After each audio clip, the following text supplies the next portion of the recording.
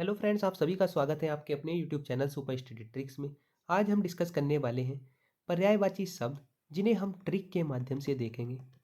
हमें याद करने हैं सिर्फ एक शब्द के पर्यायवाची, उससे हम 2 से 3 अन्य शब्दों के पर्यायवाची बिना याद करे ही याद रख पाएंगे। तो आइए शुरू करते हैं हमारी आज की वीडियो। तो सबसे पहले हमने लिया है शब्द देवता। तो हमें देवता के पर्यायवाची याद रखने हैं। कौन कौन से पर्यायवाची हो जाएंगे? अमर, नंबर 2 हो जाएगा सुर, और नंबर 3 हो जाएगा देव। ये 3 पर्यायवाची देवता के हो जाएंगे, अमर, सुर और देव। ये पर्यायवाची आपको याद रखने हैं। उसके बाद जब आपको बनाने हैं इंद्र के पर्यायवाची, तो इंद्र के पर्यायवाची के लिए आपको क्या ऐड करना है?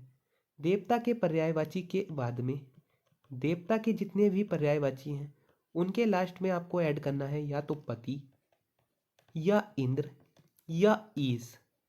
इस तरीके से आप ऐड कर सकते हैं। या तो आपको पति जोड़ना है, इंद्र जोड़ना है या ईश जोड़ना है।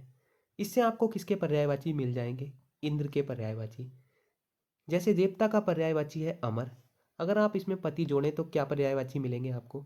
अमरपति, सुरपति और देवपति। इसी तरीके से आप इंद्र को जोड़ेंगे तो आपको मिलेंगे अमरेंद्र, सुरेंद्र और देवेंद्र। इसी तरीके से आप ईश को जोड़ेंगे तो आपको मिल जाएंगे अमरेश, सुरेश और देवेश। तो इस तरीके से आप इन्हें याद कर सकते हैं। आइए नेक्स्ट पर्यायवाची देखते हैं। अब आपको याद करने हैं गंगा के पर्यायवाची। तो गंगा के पर्यायवाची आप बिना याद किए कैसे कर सकते हैं? जितने भी देव के पर्यायवाची हैं देवता के, उनके बाद में आपको क्या जोड़ना है? या तो नदी या सरिता। तो आपको नदी या सरिता ऐड करना है और आपको गंगा के पर्यायवाची याद हो जाएंगे। तो देव का पर्यायवाची है अमर, अमर के पीछे आपने जोड़ दिया नदी, तो अमर नदी किसका हो जाएगा? गंगा का पर्यायवाची। सुर नदी किसका हो जाएगा? गंगा का। देव नदी किसका हो जाएगा? गंगा का। इसी तरीके से अमर सरिता किसका हो जाएगा? गंगा का। सुर सरिता किसका हो जाएगा? गंगा का।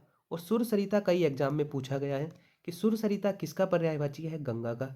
देव सरिता किसका हो जाएगा? गंगा का। गंगा के कुछ और पर्यायवाची जो आपको याद रखने हैं, एक आपको याद रखना है मंदाकिनी, ये आपको याद रखना है। भागीरथी आपको याद रखना है। बात करें अगर हम इंद्र के और इंपॉर्टेंट पर्यायवाची की, तो आपको याद रखना है मध्वा, आपको याद रखना है पुरंदर, आपको याद रखना है सचीपति। ये 3 पर्यायवाची आपको और याद रखने हैं।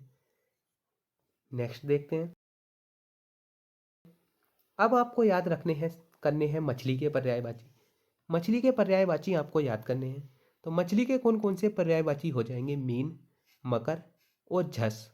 ये 3 पर्यायवाची आपको याद रखने हैं, मीन, मकर और झस। इसके बाद आपको कामदेव के पर्यायवाची बिना याद करे ही याद हो जाएंगे। आपको क्या ऐड करना है मछली के पर्यायवाची के अंत में? केतु या फिर ध्वज। जब आप केतु जोड़ते हैं तो मीन केतु कामदेव का पर्यायवाची, मकर केतु कामदेव का पर्यायवाची और नंबर 3 झस केतु किसका हो जाएगा? कामदेव का पर्यायवाची। इसके बाद आपको जोड़ना है ध्वज। तो मीन ध्वज किसका हो जाएगा? मछली का। मकर ध्वज किसका हो जाएगा? मछली का। और झस ध्वज किसका हो जाएगा? मछली। झस ध्वज किसका हो जाएगा? कामदेव का। तो मीन ध्वज, मकर ध्वज और झस ध्वज ये किसके हो जाएंगे? कामदेव के। कामदेव के पर्यायवाची में आपको याद रखना है मार। कुछ और इंपॉर्टेंट पर्यायवाची जो हो जाते हैं वो आपको याद रखने हैं मार, मनसिज, मनोज, ये आपको याद रखने हैं। अब आपको याद करने हैं रात के पर्यायवाची। रात के पर्यायवाची कौन कौन से हो जाएंगे? रजनी, निशा और रात्रि। ये 3 पर्यायवाची आपको याद रखने हैं कि रात के कौन कौन से पर्यायवाची होंगे? रजनी, निशा और रात्रि। जब आपको बनाने हैं राक्षस के पर्यायवाची, तो आपको क्या ऐड करना है रात के पर्यायवाची के अंत में? चर। तो रात के पर्यायवाची के लास्ट में आप जोड़ेंगे चर, तो इससे क्या मिल जाएगा आपको? रजनीचर, निशाचर और रात्रिचर। ये किसके पर्यायवाची हो जाएंगे? राक्षस के। बात करें अगर हम चंद्रमा की, इसी तरीके से आप चंद्रमा के पर्यायवाची याद कर सकते हैं। चंद्रमा के पर्यायवाची में आपको क्या जोड़ना है? रात के पर्यायवाची के अंत में आपको जोड़ना है कर। तो रजनीकर, निशाकर और रात्रिकर किसके पर्यायवाची हो जाएंगे? चंद्रमा के पर्यायवाची। इस तरीके से आप रात, राक्षस और चंद्रमा के पर्यायवाची याद कर सकते हैं।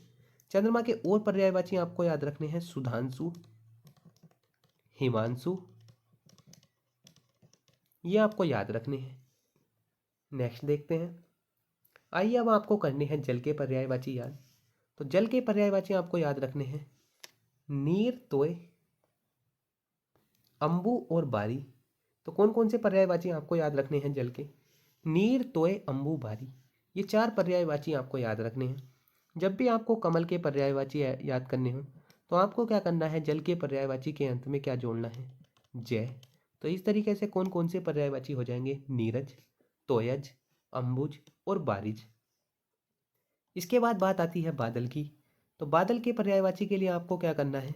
जल के पर्यायवाची के अंत में या तो दय जोड़ना है या जोड़ना है धर। तो कौन कौन से पर्यायवाची हो जाएंगे दय जोड़ने पर? नीरद, तोयद, अंबुद और बारिद। इसी तरीके से धर जोड़कर आप बना सकते हैं नीरधर, तोयधर, अंबुधर और बारीधर। अब हमें याद करने हैं समुद्र के पर्यायवाची। तो समुद्र के पर्यायवाची भी याद करें कैसे?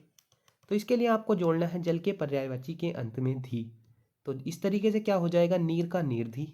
बारी के अंत में धी जोड़ोगे तो हो जाएगा बारीधी। उसके बाद में अंबुधी और सबसे लास्ट में हो जाएगा तोयधी। तो इस तरीके से आप पर्यायवाची याद कर सकते हैं। तो गाइस, कैसी लगी हमारी ट्रिक हमें कमेंट बॉक्स में ज़रूर बताइएगा। और वीडियो अच्छी लगी हो तो वीडियो को लाइक और चैनल को सब्सक्राइब करना मत भूलना। Thank you friends.